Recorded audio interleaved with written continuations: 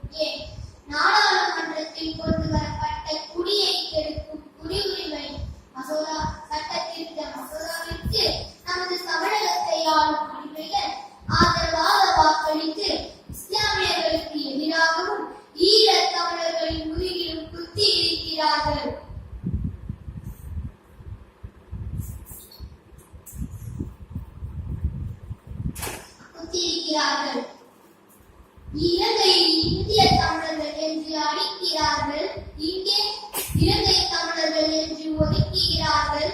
நாங்கள் எங்கே நான் செல்வது என்று கண்ணீர் வடிக்கிறார்கள்.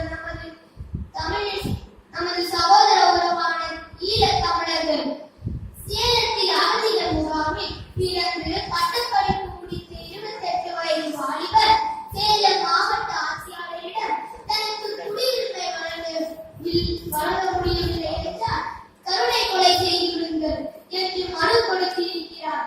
கடலூர் அகதிகள் முகாமில் 65 வயதான ஒருவர் கூறுகிறார், இந்தியா எங்கள் தாய்நாடு என்று நம்பி வந்தோம். 30 ஆண்டுகள் குடியுரிமைக்காக காத்திருக்கிறோம்.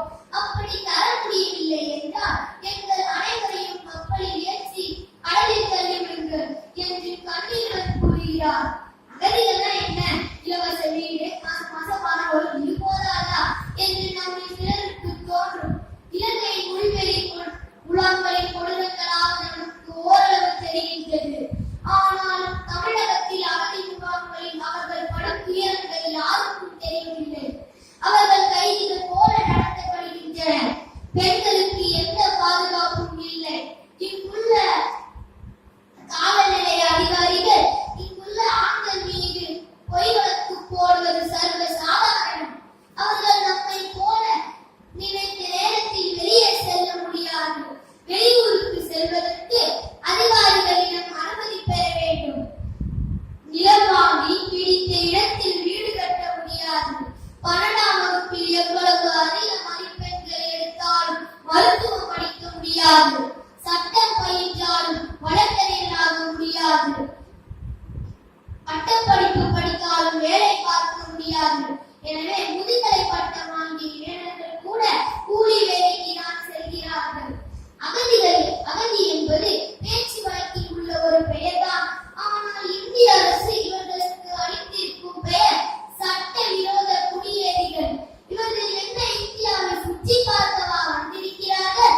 பாஸ்போர்ட், விசா எடுத்துக்கொண்டு வர பாகிஸ்தான், பங்களாதேஷ், ஆப்கானிஸ்தான் அகதிகள் மீது பரிதாபம் கொள்ளும் மத்திய அரசு நமது வம்சாவளியான ஈழத் தமிழர்களின் விஷயத்தில் மௌனம் சாதிப்பது ஏன்? தமிழ் சாதி எங்கள் சாதி, மறதி என்பது எங்கள்